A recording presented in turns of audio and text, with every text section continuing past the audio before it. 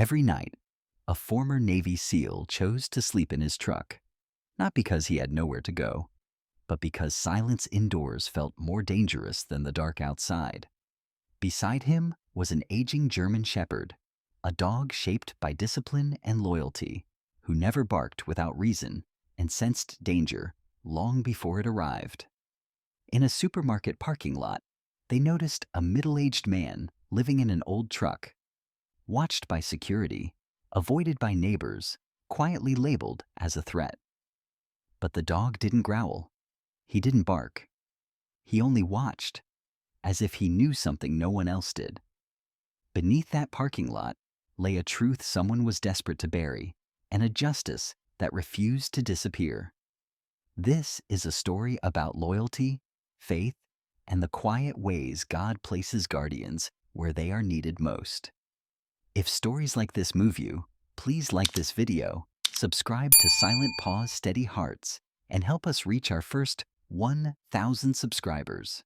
Ethan Cole lived on the edge of a coastal town in Oregon, where the ocean never fully slept. Even on calm nights, the Pacific breathed in long, restless exhales, dragging wind through salt-stained pines and rattling loose signs along Highway 101. He owned a small house not far from the cliffs, a place with clean walls, working heat, and a bed that had never felt like home. The house was quiet in the way only enclosed spaces could be, thick, padded, final. Ethan rarely crossed its threshold after sunset. Walls pressed in on him. Silence pulled too deeply. When the world stopped making noise, his mind supplied its own. Instead, he slept in his truck. The pickup was old, its paint dulled by years of rain and sun, the metal faintly scarred where gear had once been strapped down without care for appearances. Ethan parked in different places every night: marinas, trailheads, closed diners, the far edges of public lots, never staying long enough to feel predictable. It was a habit forged overseas, where patterns got people killed. Even now, long after the uniform was folded away, his body remembered. Truck. Seat reclined just enough. Boots within reach. Awareness never fully off. Beside him, always, was Ranger. The German shepherd filled the passenger side with quiet authority. At 6 or 7 years old, Ranger had the build of a working dog who had earned his strength the hard way. Broad chest, powerful shoulders, hind legs that spoke of endurance rather than speed.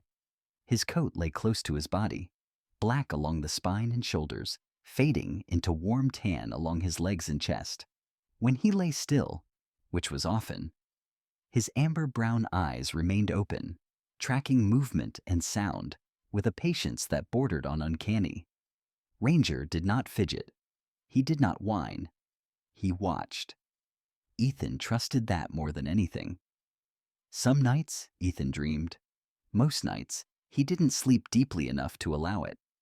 He existed in that half-world between rest and readiness, listening to the hiss of distant surf, the tick of cooling metal, Ranger's steady breathing. It was enough. It had to be.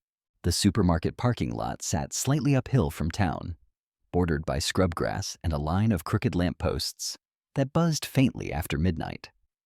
Ethan didn't go there often, but sometimes the weather or instinct pulled him in that direction. That was where he first noticed the other truck.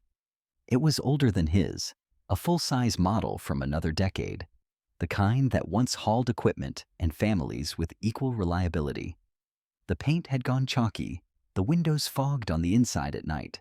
It always parked in the same space, far from the entrance, beneath a light that flickered instead of fully dying.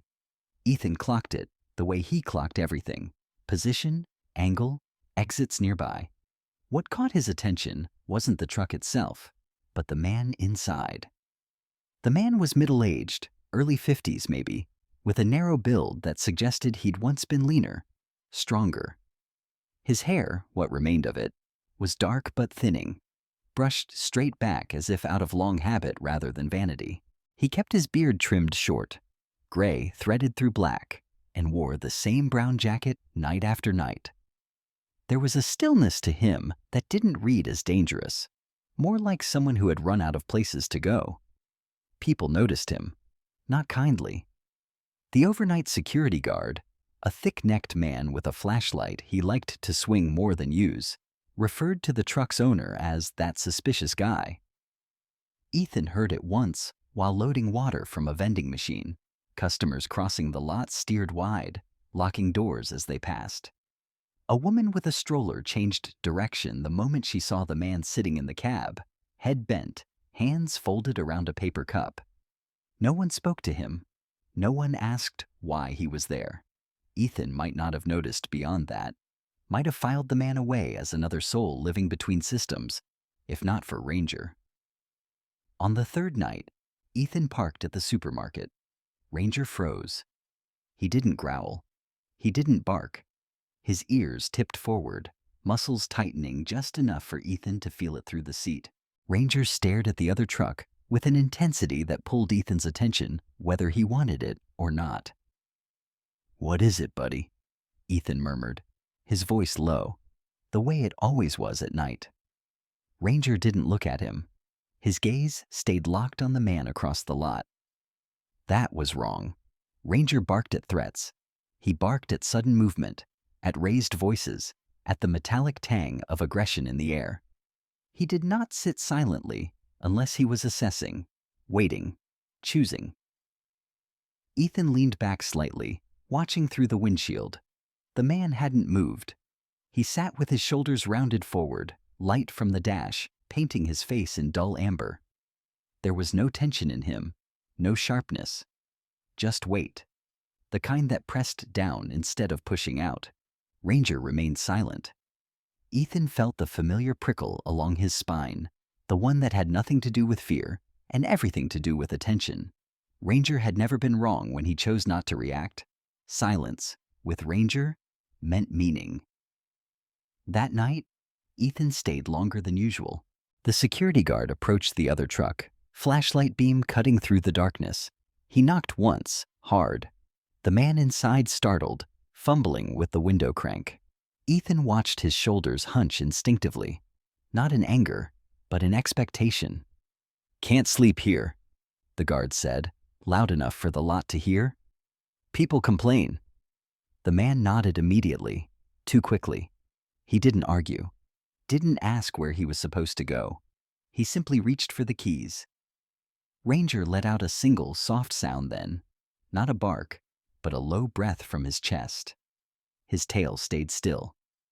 Ethan opened his door and stepped out, boots hitting asphalt with a sound that carried authority without effort. He didn't raise his voice. He didn't need to. "He bothering anyone?" Ethan asked. The guard turned, sizing him up. Ethan stood tall without trying to, shoulders squared by years of habit, face unreadable beneath short stubble and watchful eyes. Ranger stepped out beside him, posture calm, but unmistakably alert. The guard hesitated. "Store policy." Ethan nodded once. "Lot's half empty. Guy's not making trouble." For a moment, it could have gone either way. Then the guard shrugged, muttered something about paperwork, and walked off, flashlight swinging uselessly at his side. The man in the truck looked at Ethan like someone unused to being noticed for the right reasons. "Thank you," he said quietly.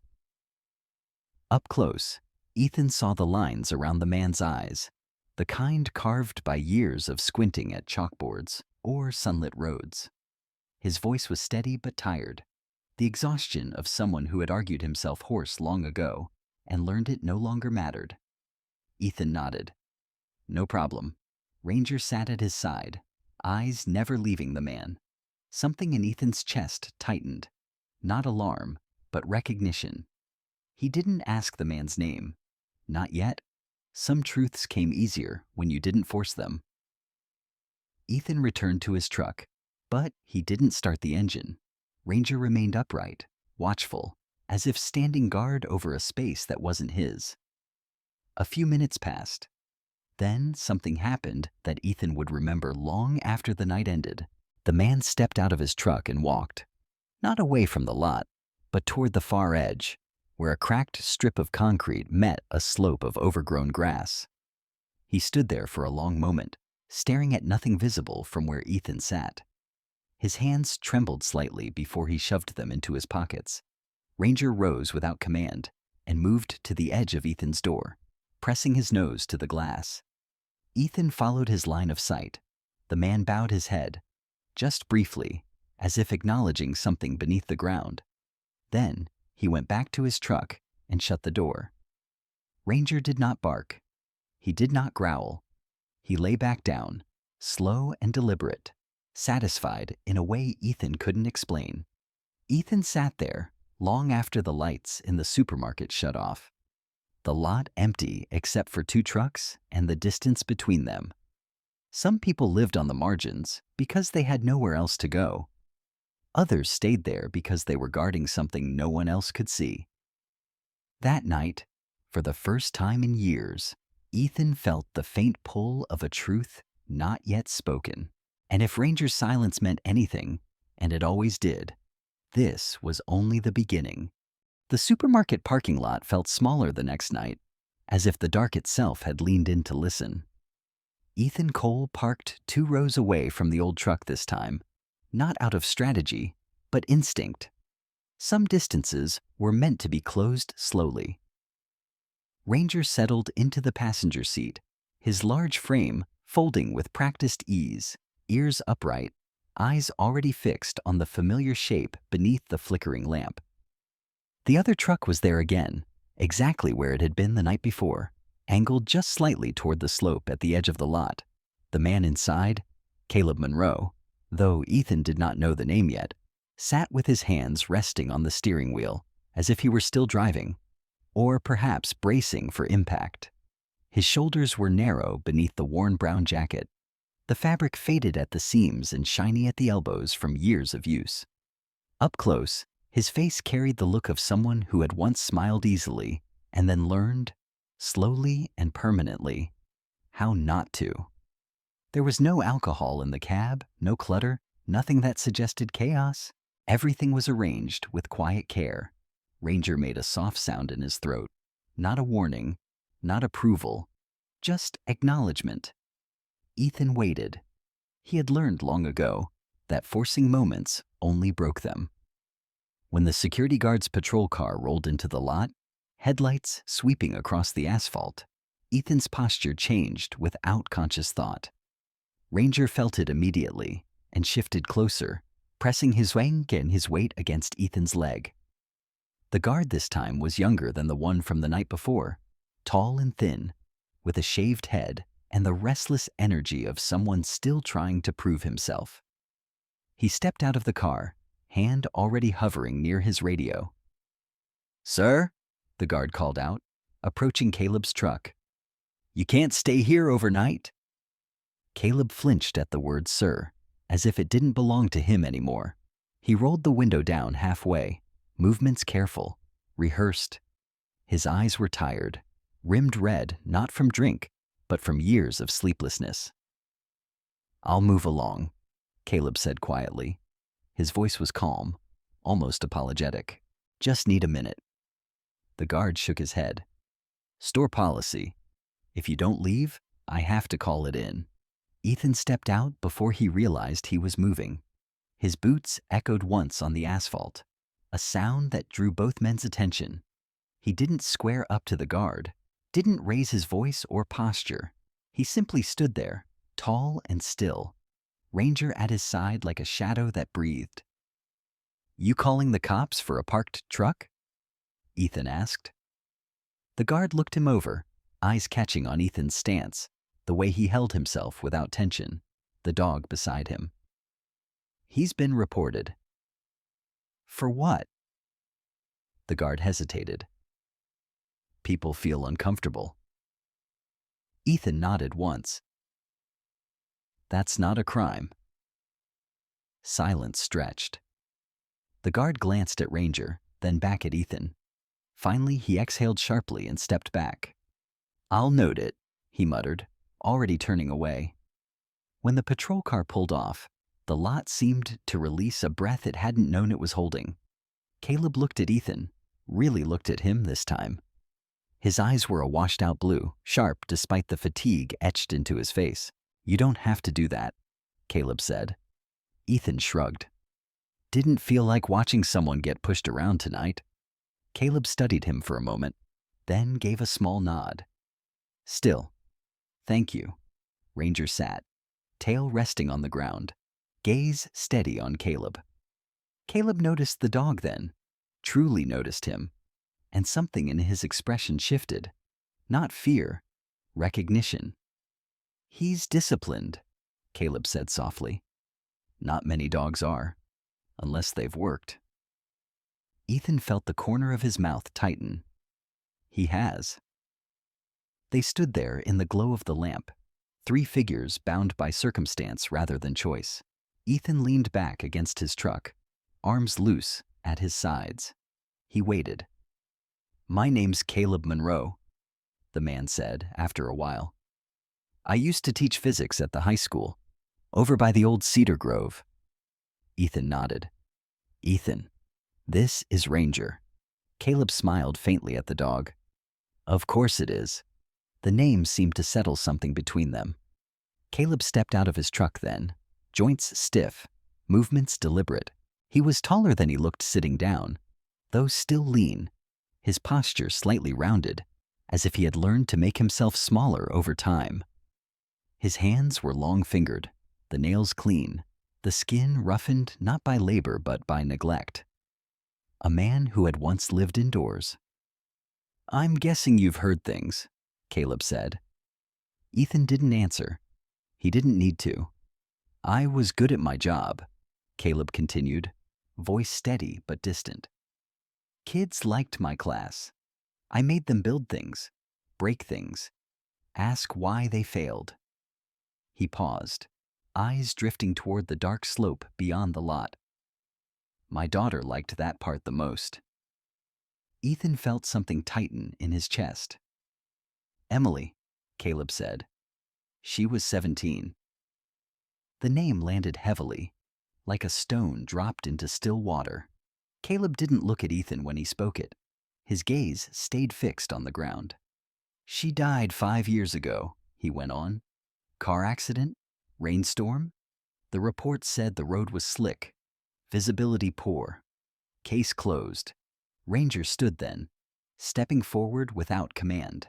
He stopped just short of Caleb, head tilted slightly, ears forward. Caleb's breath caught for half a second. Then he slowly crouched, resting one hand on his knee.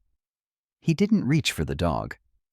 "She used to say dogs knew things before people did," Caleb said, almost to himself. "That they felt the world instead of explaining it away." Ranger sniffed the air near Caleb's hand, then sat, calm, present. Ethan watched closely. Ranger still hadn't barked. "They said I couldn't let it go," Caleb continued. "That I was obsessed, grieving, unstable." His mouth twisted. "Maybe I was, but I was also right." Ethan met his eyes. "About what?" Caleb inhaled slowly. "The accident." The word accident sounded wrong when he said it, like a lie his mouth refused to shape properly. "I teach physics," Caleb said. "Or I did. Motion, force, angles. They don't change because you're tired or sad." He tapped his temple lightly. "Numbers don't care about feelings, and the numbers didn't match." Ethan felt the old familiar shift, the one that came when a situation stopped being casual and started being real. "They told me weather," Caleb said. "But the skid marks were wrong. The angle of impact didn't make sense. And the camera at the intersection," he let out a humorless breath. "It malfunctioned. Convenient, isn't it?" Ranger's ears twitched suddenly. He turned his head toward the slope beyond the lot, muscles tightening just a fraction. Ethan followed his gaze. Nothing moved.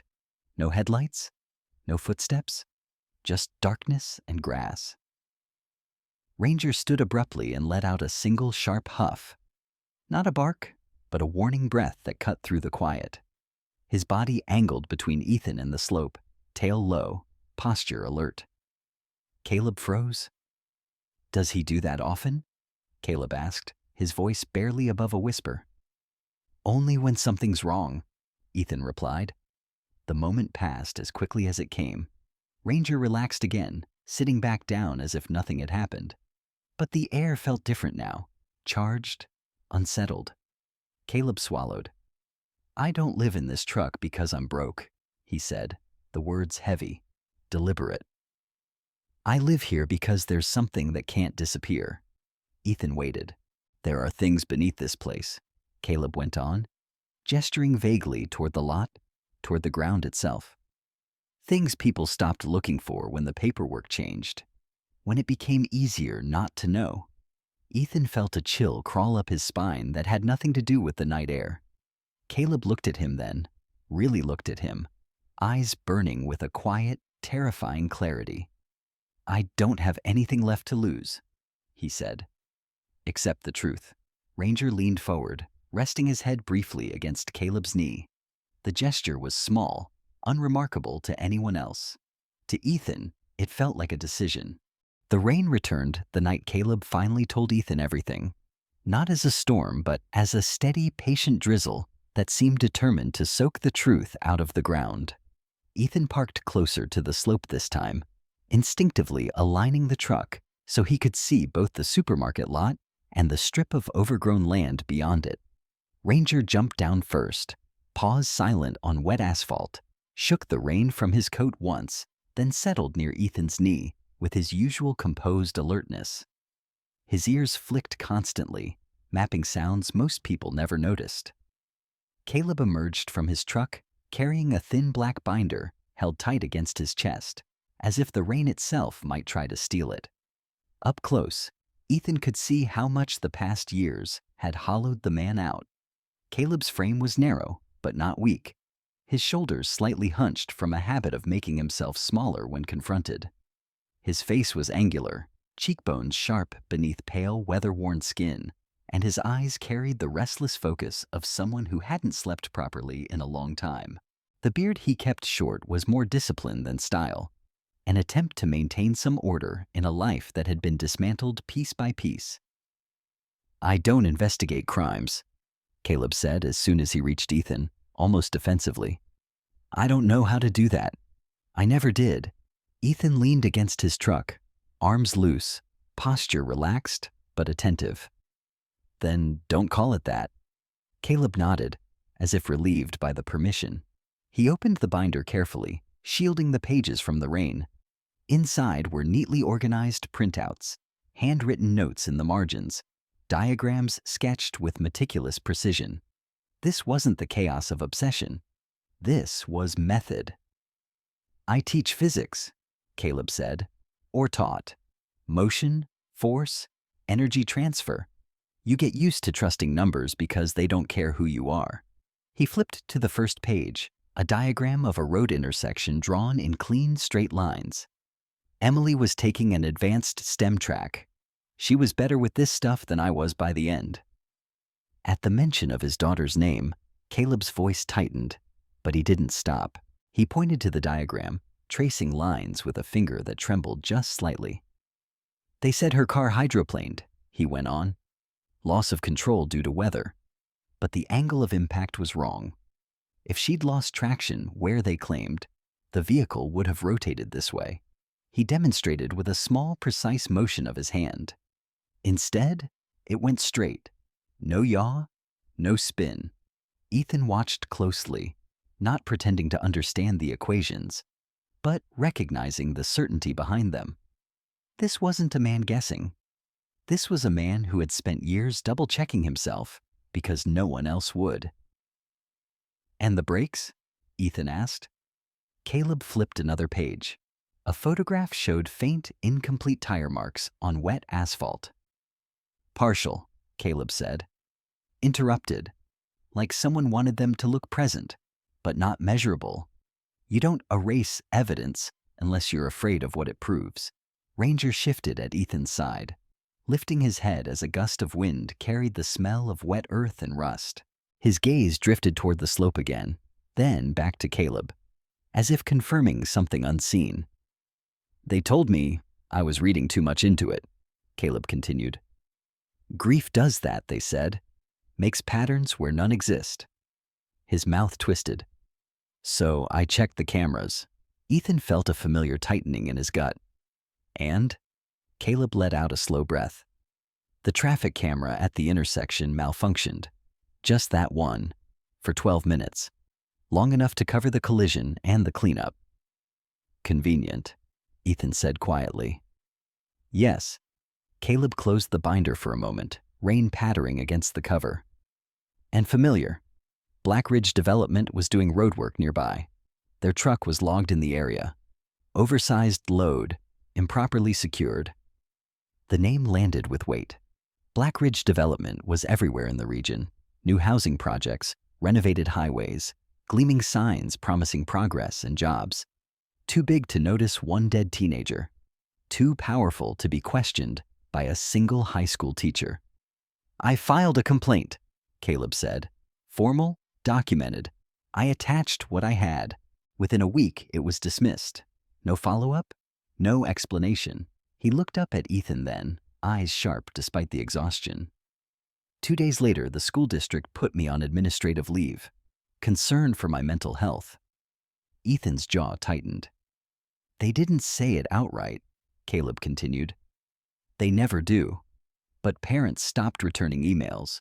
Colleagues avoided me in the halls. The principal, he shook his head once. Good man. Weak spine. Told me maybe it was time to focus on healing instead of theories. Ranger let out a low breath, almost a sigh, and leaned closer to Caleb's leg. The dog's presence was steady, grounding, a quiet counterpoint to the bitterness in Caleb's voice. They wanted me to look unstable, Caleb said. Not wrong. Dangerous ideas are easier to dismiss when they come from someone labeled broken. Ethan understood that tactic too well. Discredit first. Silence later, if needed. You didn't stop, Ethan said. Caleb's lips curved into a thin, humorless smile. No, I got quieter. He opened the binder again, revealing a final section of notes written in a different hand. Smaller, more fluid. Emily's handwriting. She double-checked my math, Caleb said softly. Found things I missed. She was like that. Curious, stubborn. She used to say numbers told stories if you listened long enough. The rain intensified briefly, drumming against the truck roofs. Ranger suddenly stood, body rigid, ears locked forward. He moved away from Ethan and Caleb, stepping toward the slope with slow, deliberate steps. Halfway there, he stopped and sat, staring at a specific patch of ground where weeds grew thicker, darker. Caleb's breath caught. That's where she pointed, he whispered. Ethan turned sharply. Pointed to what? Caleb swallowed. The night before the hearing, we were here. She stood right there and said, Dad, that spot doesn't belong. I didn't know what she meant at the time. Ranger did not move. Rain beaded on his coat, tracing dark lines along his spine, but he stayed fixed, unwavering. Ethan felt a chill that had nothing to do with the weather. The moment stretched, then Ranger returned calmly to Ethan's side, as if his message had been delivered. Caleb exhaled shakily. After the complaint was dismissed, things escalated, he said. Anonymous calls, notes left on my windshield, suggestions that I should move on. His eyes hardened. They didn't threaten me directly. They didn't have to. They just made sure everyone else did the rest. Ethan nodded. That's cheaper than a hit. Caleb looked at him sharply, then nodded once. Exactly. He closed the binder and tucked it back under his arm. I realized something then, he said. If they wanted me dead, I'd already be gone. What they wanted was for me to disappear without becoming a problem. So you stayed, Ethan said. Caleb gestured around them. Right where the numbers kept pointing.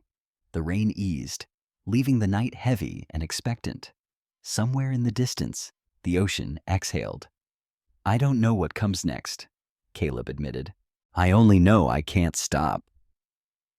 Ethan looked at the man, at the careful notes, the worn jacket, the quiet resolve that hadn't broken despite years of pressure. He thought of Ranger's silence, of the way the dog chose when to react and when to wait. "You're not crazy," Ethan said finally. Caleb's eyes flickered, just once, as if the words had struck deeper than any accusation ever had. "I know," Caleb replied. "But they need everyone else to think I am." The lot fell quiet again, the rain fading into mist. Ethan rested a hand briefly on Ranger's head, feeling the solid warmth there. Numbers didn't lie, but people did. And someone had built an entire system on making sure the truth sounded insane. Ethan noticed the pattern on the fifth night, not because he had been looking for one, but because Ranger had. The dog had begun to anticipate the stop before Ethan turned the wheel, lifting his head and shifting his weight whenever the truck angled toward the supermarket lot. That alone meant something. Ranger remembered places the way other creatures remembered faces. When Ethan parked, he understood why. Caleb's truck was always there.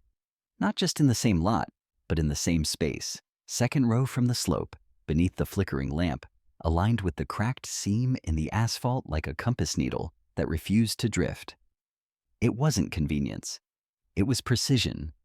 Ethan had spent too many years reading terrain and intent to miss it now.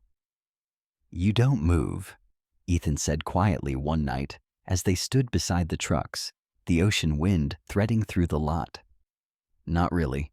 Caleb didn't deny it. He leaned against the side of his truck, arms crossed loosely, eyes never straying far from the ground beyond the asphalt. In the harsh lamplight, his face looked more carved than tired, angles sharpened by years of restraint rather than age. The brown jacket he wore had been patched at the elbow with careful stitches, the work of someone who fixed rather than replaced. "I can't," Caleb said. "If I move, I won't know." "Know what?" Caleb hesitated, then nodded toward a compact sedan pulling into the lot at the far end. Ranger's ears pricked instantly, body angling subtly toward the newcomer.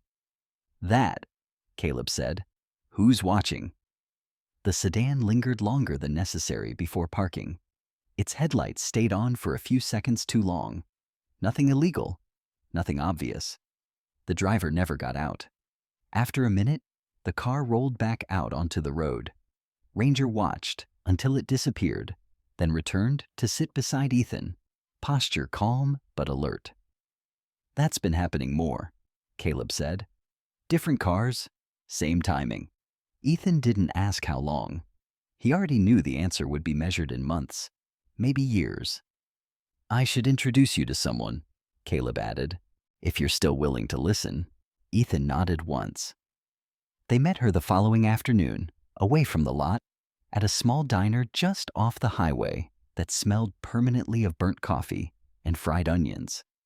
Martha Henson arrived 10 minutes early, chose a booth with her back to the wall, and set her purse on the seat beside her like a shield. She was in her early 60s, compact and sturdy, with steel gray hair pulled into a low bun that looked as though it had been arranged the same way for decades. Her face was deeply lined, but not from age alone. These were lines carved by long hours squinting at schematics and arguing with men who assumed she didn't belong in the room. Her hands were broad, fingers short and capable, nails trimmed down to practicality. When she spoke, she did so carefully, as if every word had to justify its existence. Martha eyed Ethan with frank assessment, then glanced at Ranger lying calmly at his feet. Her mouth twitched.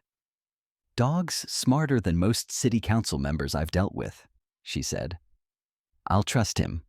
Caleb allowed himself a small smile. Martha had been a municipal infrastructure technician for nearly 30 years. She'd overseen sewer lines, access tunnels, utility corridors, systems designed to be invisible until they failed. When the city modernized, much of that old network had been sealed, rerouted, or quietly erased from public records. People think cities are solid, Martha said, stirring her coffee without drinking it. They're not. They're hollowed out like bones. She slid a folded photocopy across the table toward Ethan. It was a faded blueprint, lines blurred with age, marked with annotations in red. That parking lot, Martha continued, tapping the page, used to sit over a service junction, storm drainage, old utility access, emergency runoff, decommissioned 20 years ago, or so the paperwork says. And in reality? Ethan asked. Martha's eyes hardened. Paperwork lies better than people. Caleb took the page back, folding it carefully. Emily found the discrepancy first, he said. The land records didn't match the infrastructure maps. Martha nodded. Smart kid. The diner door chimed as a family walked in, laughter briefly filling the space before fading into background noise. Martha lowered her voice. There's space down there, she said. Not big, not comfortable, but dry, shielded, hidden in a way modern systems wouldn't flag. That's where you keep it, Ethan said, understanding dawning. Caleb met his gaze. Physical evidence, drives, printouts, copies of things that can't be erased with a keystroke. Ethan exhaled slowly. He'd seen too many truths vanish into corrupted files and convenient system failures. So you live there, Ethan said. Above it, Caleb nodded. I don't trust clouds, or servers, or anyone who tells me something's been deleted. Ranger lifted his head suddenly, eyes tracking toward the diner window. A black SUV rolled past outside. Slow, deliberate. Ranger rose without a sound and placed himself between the booth and the window, body rigid, tail low. He didn't growl. He didn't bark. He simply stared, every muscle coiled. Martha followed his gaze and went very still. That one's new, she murmured. The SUV didn't stop. It didn't need to. The message had been delivered. Ranger relaxed only after it disappeared from view. They're checking, Ethan said. Yes, Martha replied, which means they haven't found what they're looking for. Back at the parking lot that night, Ethan saw it clearly for the first time, the way Caleb's eyes tracked the ground, not the people, the way he positioned his truck, not for comfort, but for coverage, the way Ranger responded to unfamiliar vehicles with attention that never fully broke. Caleb wasn't hiding from the world. He was standing watch. Anyone tried to dig? Ethan asked. Caleb's jaw tightened. Twice. Small crews, survey flags, routine inspections. I reported it both times. They moved on. Because you were there, Ethan said. Yes. The wind picked up, rattling the lamp overhead. Ranger paced briefly, then stopped, nose lowered to the asphalt. He followed a scent trail toward the slope, then froze, hackles lifting just slightly. Headlights appeared at the edge of the lot, another unfamiliar vehicle, engine idling low. Ethan straightened, senses sharpening. Ranger returned to his side, ready. Caleb watched the lights without blinking. They don't know what I have, Caleb said quietly, but they know where it is. Ethan looked at the man, at the resolve that had replaced despair, at the quiet courage of someone who had chosen vigilance over escape. You're not running, Ethan said. Caleb shook his head. No, I'm guarding. The headlights turned away. The lot fell silent again. Beneath their feet, the ground held its secrets, and above it, one man and one dog refused to let them be buried. The watchers made their mistake on a night when the rain fell hard enough to blur intent but not discipline. Ethan Cole noticed it first in the gaps, the absence of license plates, where there should have been metal and numbers, the way engines idled with the patience of men who were paid to wait. Ranger sensed it even earlier. The dog's posture changed before the pattern fully formed in Ethan's mind. Shoulders tightening, ears angling not toward a single threat, but toward the edges of the lot where attention hid in plain sight. Caleb's truck sat in its usual position, aligned with the seam in the asphalt, the flickering lamp above casting a tired halo.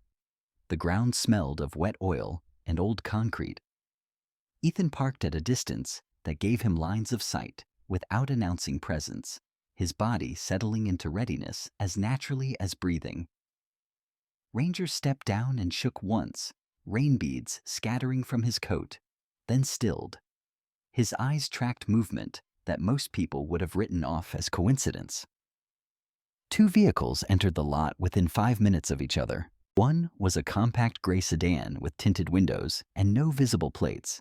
The other, a black pickup that looked ordinary until you noticed how clean it was for weather like this.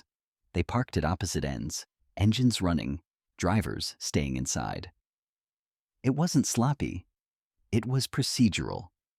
A rotation. Shift work. "They're not checking anymore," Ethan said quietly to Caleb when he joined him near the trucks. "They're settling in."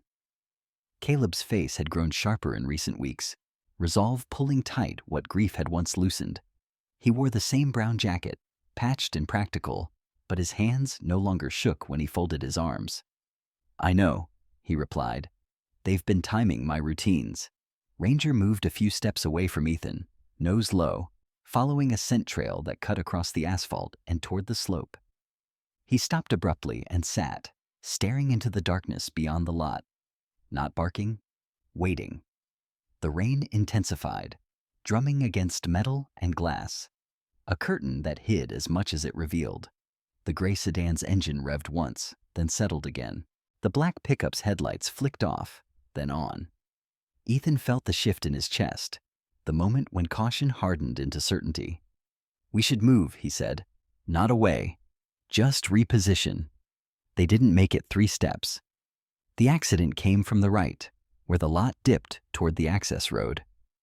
Headlights flared through the rain, too fast, too close. Tires screamed. The impact wasn't direct, but it didn't need to be. The vehicle clipped the rear quarter of Caleb's truck, metal shrieking as it shoved the old rig sideways toward the slope. Ranger barked then, a single explosive sound that cracked through the rain. He lunged forward, pulling hard against his collar, dragging Ethan a half step out of harm's way as the truck lurched. Ethan felt the blow in his shoulder when he hit the ground, pain sharp and immediate, breath knocked from his lungs. He rolled instinctively, coming up on one knee, vision narrowing to movement and threat. The vehicle didn't stop. It corrected, fishtailed once, and vanished back onto the road. As if the loss of control had been nothing more than a misjudgment, Caleb stood frozen, shock etched across his face, rain plastering his hair to his forehead. "That wasn't," he began. "An accident," Ethan finished, pushing to his feet despite the fire in his shoulder. "No." Ranger planted himself between Ethan and the road, body rigid, hackles lifted just enough to signal danger without panic. His eyes followed the disappearing taillights, memorizing. The gray sedan rolled forward a few feet, then reversed, tires crunching gravel. It didn't pursue. It didn't need to. The message had been delivered. Ethan's shoulder throbbed, a deep ache that promised bruising and worse by morning. He tested it once, then ignored it. Pain was information, not permission. "They escalated," Caleb said, voice steady despite the tremor in his hands. "That's new." Ethan nodded, because watching wasn't enough anymore. They moved quickly after that, repositioning the trucks, checking for damage, keeping their movements deliberate and visible. The watchers withdrew one by one, the lot emptying until only rain and the ocean's distant breathing remained. When the adrenaline faded, the reality set in. Ranger pressed his head briefly against Ethan's thigh, a grounding weight. Ethan rested his hand on the dog's neck, feeling the steady strength there. "Good call," he murmured.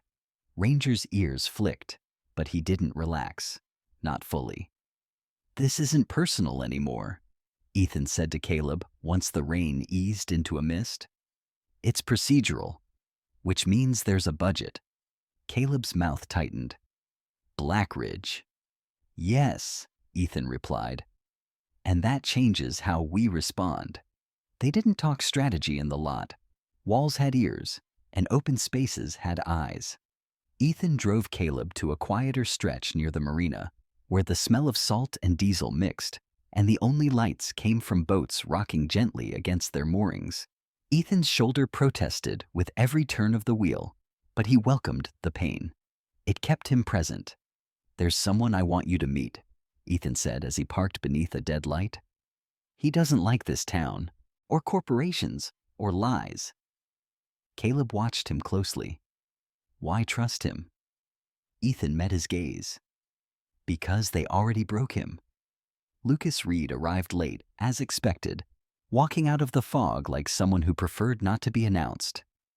He was in his mid-40s, tall but slightly stooped, the posture of a man who'd learned to keep his head down after it had been pushed too many times.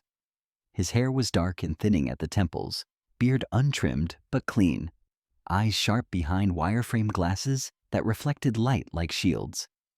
He wore a long coat that had seen better winters and carried a messenger bag slung low, heavy with tools of a trade that had cost him everything. Lucas took in the scene with practiced efficiency. Ethan's stance, Ranger's presence, Caleb's wary composure. "You look like trouble," he said to Ethan. "Which usually means you're telling the truth." Ethan offered a brief smile. "This is Caleb." Lucas nodded. "I know who you are," he said to Caleb. "Your case never made the papers. That alone was a story." Caleb studied Lucas. "You're the reporter." "Was," Lucas replied. "Until Blackridge bought my editor a vacation and my sources started forgetting my number," he shrugged. "They didn't threaten me. They just turned the volume down until I couldn't be heard." Ranger approached Lucas cautiously, sniffed once, then sat. Lucas glanced down, surprised, then smiled faintly. "I'll take that as a reference." They talked beneath the quiet hum of the marina, voices low, details precise. Ethan laid out what he'd seen. The vehicles, the timing, the attempted collision. Lucas listened without interrupting, fingers steepled, mind already sorting angles and outcomes. "They won't shoot you," Lucas said finally. "Not here, not now. They want you messy, not martyred, unreliable, emotional. If you lash out, they win." "So we don't," Ethan replied. Ranger suddenly stiffened and turned his head toward the water. A small boat passed without lights, engine whisper quiet, too close to the docks for comfort. Lucas followed the dog's gaze, his expression shifting from skepticism to something colder. "That's not recreational," Lucas murmured. "That's transit." The boat vanished into the fog, leaving ripples that spread and faded. Lucas looked back at them. "You're sitting on something that scares them, which means the only way out is through daylight." Caleb exhaled slowly. "Public." "Yes," Lucas said. "Documented, verified, shared. Not dumped in a rage, but released with timing and context." He glanced at Ethan's shoulder. "And you stopped standing in front of moving vehicles." Ethan snorted. "Noted." They agreed on a plan that had nothing to do with guns and everything to do with exposure. Ethan would keep watch and adjust patterns to draw attention without provoking violence. Caleb would secure the physical evidence and prepare it for scrutiny. Lucas would build the frame, cross-check records, line up corroboration, find the cracks where truth could wedge itself open. As they parted, the fog thinned, revealing the first pale hint of dawn. Ranger lay at Ethan's feet, eyes half-lidded but alert. As if satisfied that the night's lessons had been learned, Ethan watched the light creep across the water and felt the weight of the shift settle into place. Defense had kept them alive. Intelligence would keep the truth alive. The watchers had stopped hiding. Now they would be seen. They chose the hour just before dawn, when the night loosened its grip. But the day had not yet claimed the ground. It was the quietest time, the one Ethan trusted most. Human attention dulled then, softened by routine and fatigue, while instincts, his and Ranger's, remained sharp. The parking lot lay empty under a sky the color of wet ash. The flickering lamp finally burned out, leaving only the pale spill of distant streetlights and the low breath of the ocean beyond the hill. Ethan parked farther down the access road and approached on foot, Ranger moving at his side with controlled ease. The German Shepherd was all quiet power now, muscles defined beneath his short, dense coat, tail low, ears forward, eyes catching every shift of shadow. At 6 or 7 years old, Ranger no longer wasted energy. Every movement had purpose. He did not pull. He did not hesitate. He flowed across the cracked asphalt as if he had walked this path all his life. Caleb followed a few steps behind, carrying a canvas tool bag that looked too light for the weight it bore. His posture had changed since the night of the staged accident. The slouch of grief was gone, replaced by a straighter line through his spine, as though standing watch for so long had finally reshaped him. His face was pale in the dim light, cheekbones sharp, eyes clear with the focus of a man who knew exactly why he was here. Lucas Reed arrived last, breath faintly fogging the air as he jogged up the slope. He wore dark jeans and a weatherproof jacket with too many pockets, his messenger bag slung cross-body, heavy and practical. His hair was uncombed, his beard a shade darker in the early light, giving him the look of someone who had slept in fragments and woken with purpose anyway. Where Ethan read terrain, Lucas read systems. Both were forms of vigilance. "This is the spot," Caleb said quietly, stopping where the weeds grew thicker, darker, stubborn against the edges of the lot. Ranger reached it first. He lowered his head, sniffed once, then pawed gently at the ground before sitting, eyes locked on the patch of earth as if it had spoken to him. He did not dig. He waited. Ethan nodded. "He's sure." They worked quickly and without drama.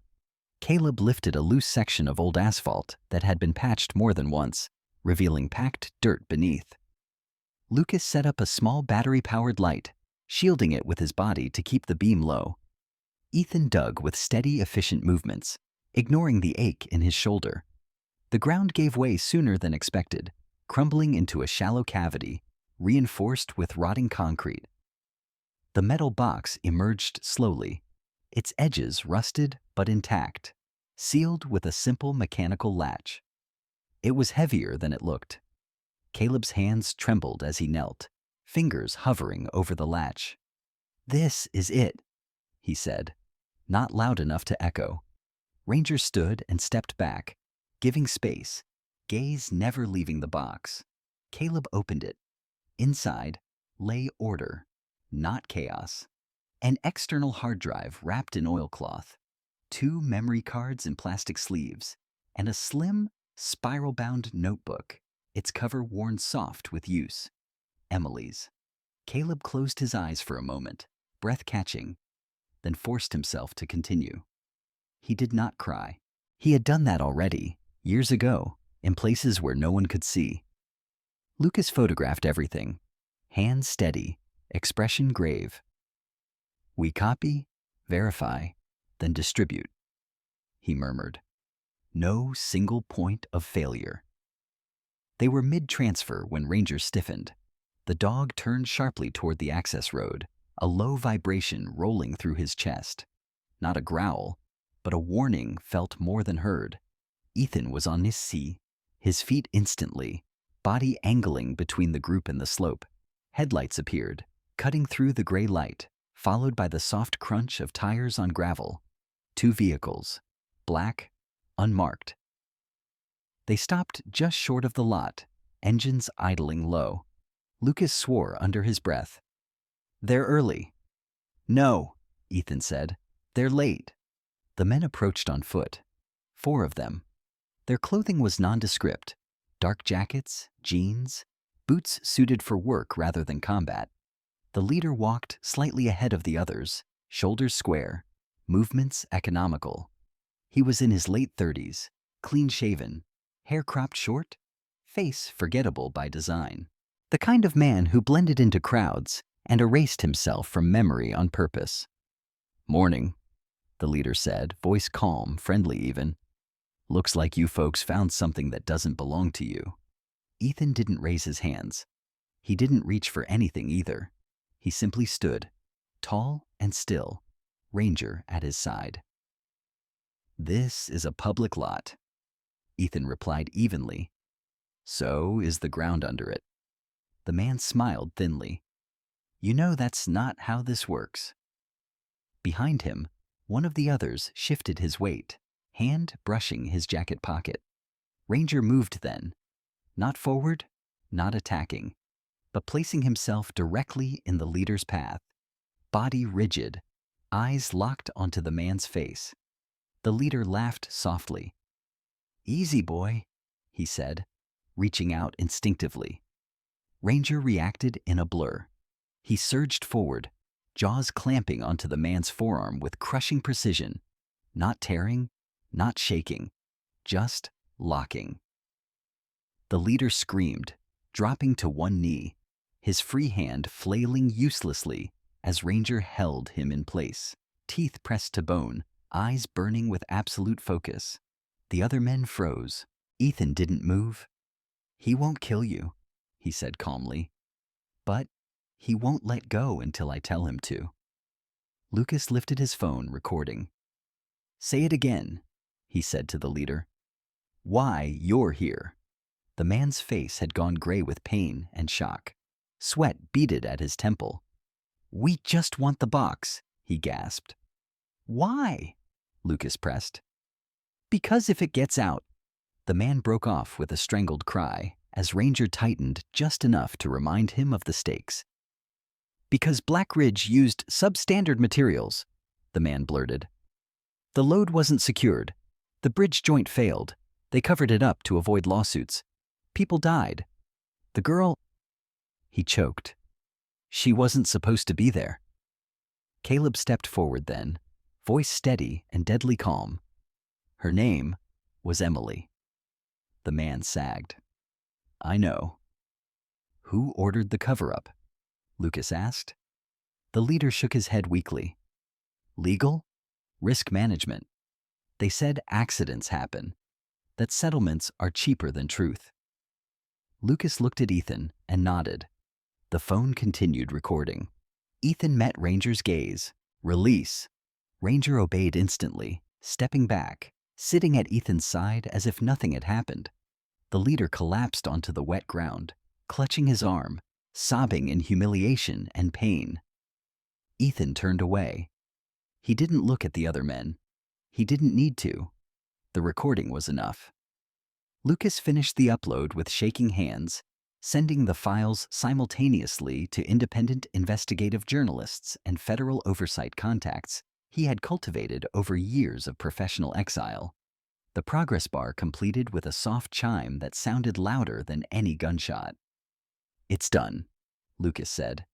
The other men retreated, hauling their leader with them, fear finally overtaking professionalism. They didn't threaten. They didn't speak. They vanished into their vehicles and drove away. The dawn broke fully then, pale light spilling over the lot, illuminating the mud, the open box, the faces of 3 men who had refused to let the truth stay buried. Caleb knelt beside the notebook and pressed his palm to the cover.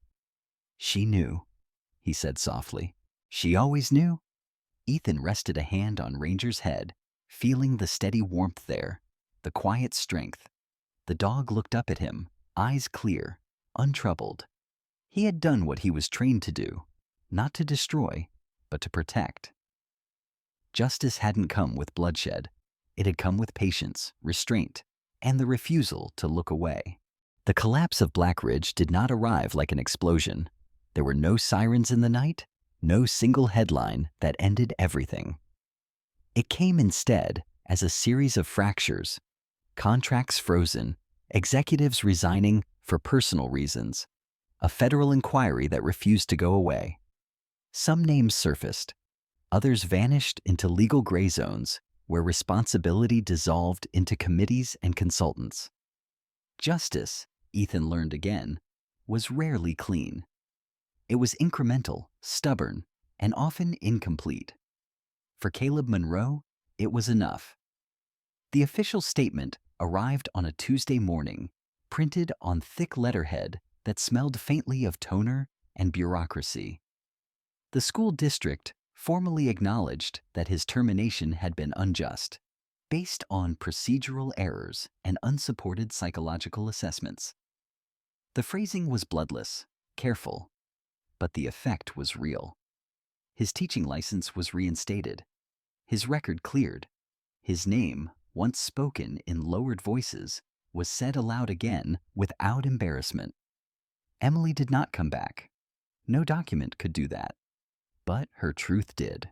Caleb stood in front of his old classroom for the first time in 5 years on a rainy afternoon that felt almost ceremonial. The room smelled of chalk dust and floor cleaner, the same as it always had. He had aged. There was no hiding that. But he stood straighter now, his shoulders squared by something heavier than grief. His beard was trimmed, his hair combed back, his jacket pressed. He looked like a man who had survived being erased. The students watched him with the particular curiosity reserved for people who carried stories adults never fully explained. He did not begin with equations.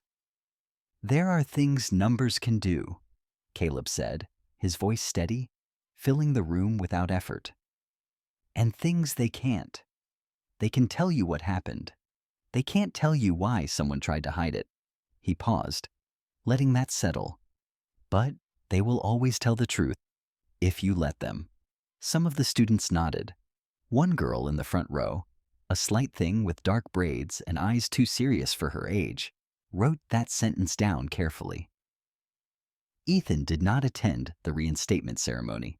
He did not attend the press conference either, where Lucas Reed stood to the side, thinner than ever, eyes sharp, notebook closed for once. Ethan read the coverage later. From the quiet of his kitchen, Ranger asleep at his feet. The articles were good, thorough, unforgiving in the right places. Lucas had done what he always did best, made the truth unavoidable. Life did not become larger for Ethan after that. It became smaller, more precise. He still lived on the edge of town, still wore the same clothes, still woke before dawn without an alarm. But he slept indoors now, more often than not. The house no longer felt like a trap. It felt like shelter. Some nights, he left the bedroom window open, just enough to hear the ocean breathe. Ranger aged the way working dogs did, gradually. Then, all at once, his muzzle grayed, the silver creeping outward from his nose. His pace slowed. He took longer to rise, joints stiff in the mornings, scars pulling tight beneath his coat when the weather changed. But his eyes remained clear, steady, unburdened by regret. He had never wanted a different life. He had wanted this one, exactly as it was. Ethan adjusted without thinking. Walks became shorter. Ramps replaced steps.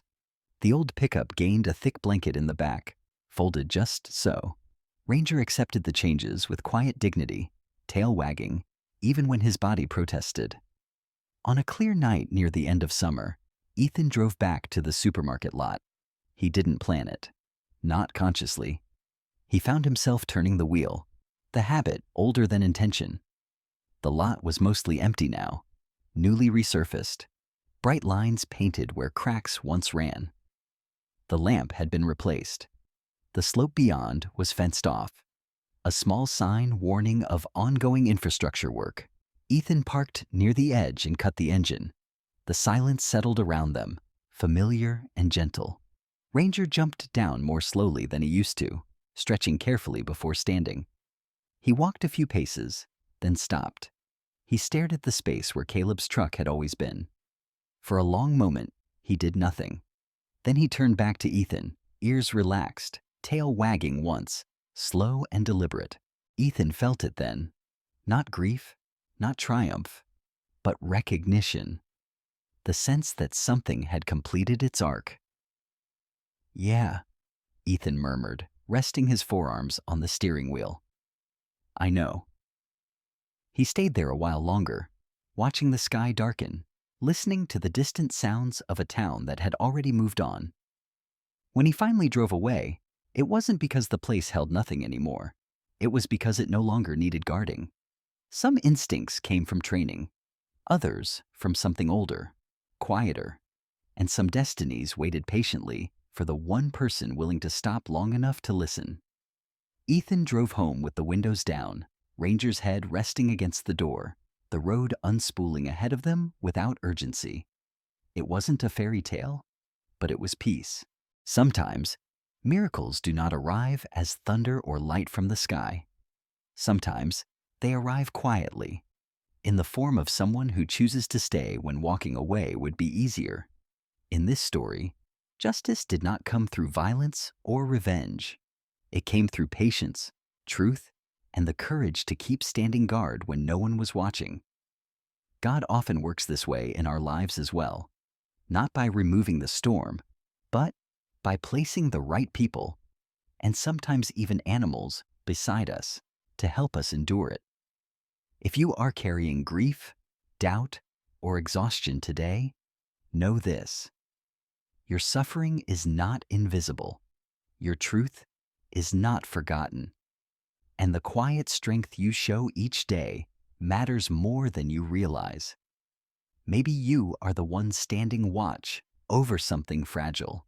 Maybe you are the one waiting for justice. Or maybe you are simply trying to make it through another night. Trust that God sees you there. If this story spoke to your heart, please share it with someone who might need hope tonight. Leave a comment below and tell us where you are watching from or what part of this story touched you most. And if you believe in stories about loyalty, faith, and the small miracles that change lives, consider subscribing to this channel. May God bless you, protect you, and give you strength for whatever you are facing.